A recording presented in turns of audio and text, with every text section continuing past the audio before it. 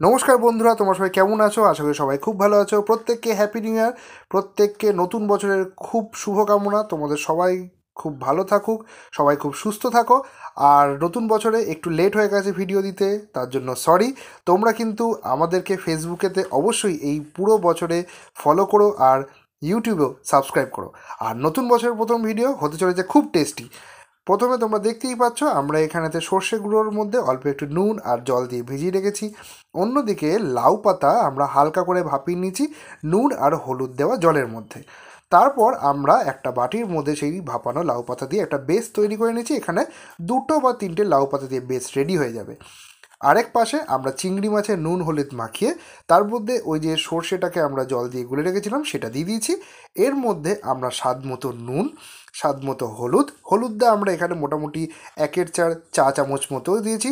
এর মধ্যে আমরা কালো জিরে দিয়ে দিয়েছি আর তার মধ্যে আমরা সর্ষের তেল দিয়েছি। সর্ষে তেল তোমরা তোমাদের পছন্দ মতো বেশি বা কম ইউজ করতে পারো। এরপর আমরা এখানেতে ভালোভাবে এই মিশ্রণটাকে মিশিয়ে নিয়েছি। মিশিয়ে নেওয়ার পর যে ভাপানো লাউ পাতাগুলো দিয়ে আমরা বেস রেডি করেছিলাম একটা বাটির মধ্যে, তার মধ্যে এই চিংড়ি মাছগুলোকে ওপর থেকে সাজিয়ে দিচ্ছি।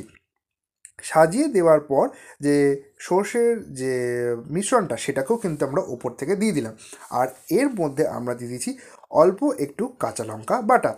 কাঁচা লঙ্কার বাটাটা দিয়ে আমরা ভালো করে সেই কাঁচা লঙ্কা বাটাটাকেও এই চিংড়ি মাছের গায়েতে মাখিয়ে নিয়েছি।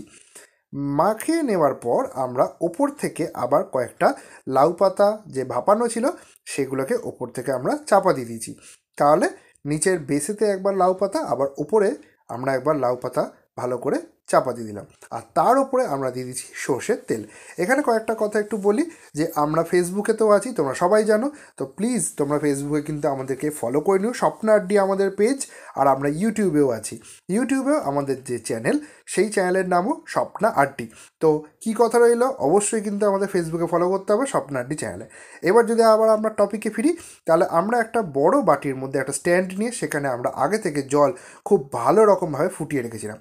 ফুটিয়ে রাখা ওই জলের মধ্যেই আমরা ওই বাটিটাকে ওপর থেকে একটা চাপা দিয়ে সেটাকে বসিয়ে দিয়েছি।